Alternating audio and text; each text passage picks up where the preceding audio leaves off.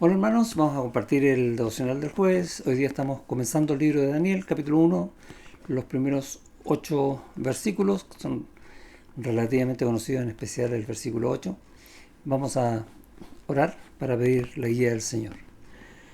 Dios y Padre, ayúdanos, es tu palabra, queremos que hables a nuestro corazón, como cada día que abrimos el texto para hacer un devocional, porque esperamos de ti, Señor, tu palabra, esperamos de ti también tu guía para poder obedecerla. Ayúdanos en eso, Señor, te rogamos en el nombre de Jesús. Amén. Eh, bueno, un poco en la oración, esto de obedecer la palabra quizás está motivado por el texto mismo, ¿no? Como vemos que Daniel y sus amigos que fueron cautivos en Babilonia eh, no quieren guiarse por las cosas del mundo o del reino babilonio, que es un reino pagano, eh, sino seguir siendo guiados por Dios. Ahora, lo que no dice el texto es si ellos tenían o no las escrituras.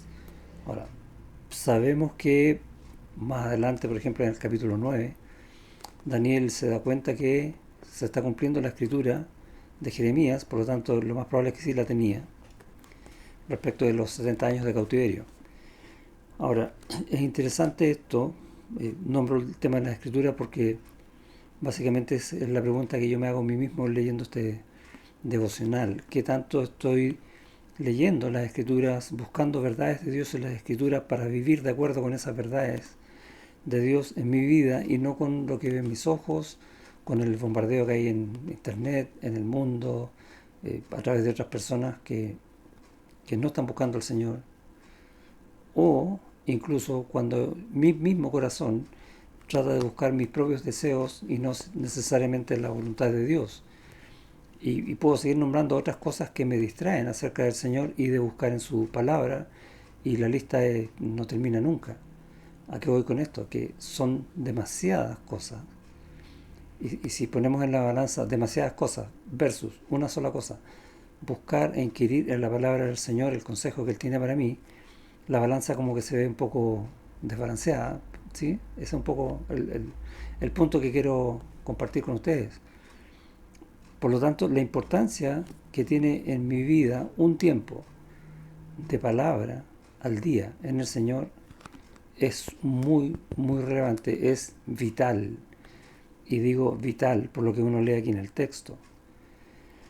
Dice en el famoso versículo 8: y Daniel propuso en su corazón no contaminarse con la porción de la comida del rey, ni con el vino que él bebía. Pidió por tanto al jefe de los eunucos que no se le obligase a contaminarse. Ahora, habla de la comida y la bebida, y me lleva a ese versículo en la primera carta a los Corintios, ¿no? Cuando Pablo dice: pues si coméis o bebéis o hacéis cualquier otra cosa, hacedlo todo para la gloria de Dios. Interesante el paralelo.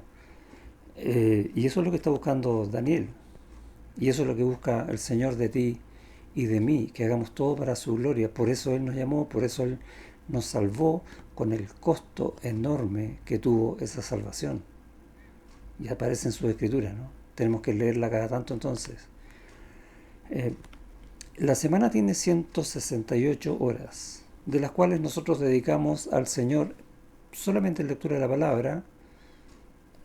Dos puntos, abro signo de interrogación, tú tienes que responder en tu corazón cuánto tiempo es eso. En domingo, si vamos a la iglesia, vamos a escuchar 1 hora y media, 2 horas de, de escuela dominical o de predicación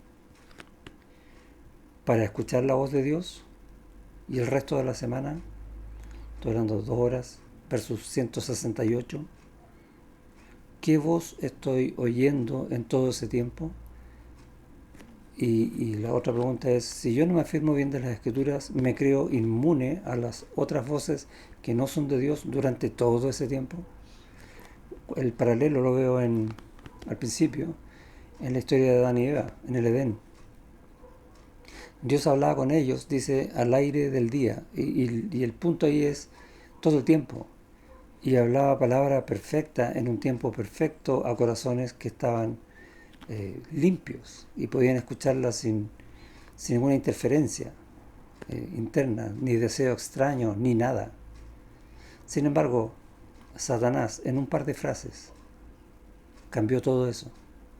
¿Cómo es posible que Adán y Eva, no teniendo pecado como lo tenemos nosotros, o sea, antes de la caída, estoy hablando, pudieron ser guiados por un poco de la voz del enemigo y desviarse de la voz de Dios? Y yo veo a Daniel haciendo exactamente lo contrario en un lugar que es ajeno a él, que es enemigo de Israel, que es pagano a todas luces, que es terrible. Decidir aferrarse a Dios con todo su ser, aún en el poco tiempo que iba a poder hacerlo. Recordamos que después los llevan a estudiar 3 años de cosas paganas. Y vemos un ejemplo de un hombre que pasaron 60 años, y vamos al capítulo 6 de Daniel, donde siguió adorando a Dios, buscando a Dios de todo corazón. Nuevamente la pregunta, ¿qué pasa en mi corazón en un día, en una semana, en esas 168 horas? ¿Tengo mi corazón dispuesto como lo hizo Daniel? ¿Estoy ejercitándome en la lectura de la palabra, en la oración, en juntarme con hermanos, en ir a la iglesia? No fallar. ¿O me creo mejor que Adán y Eva?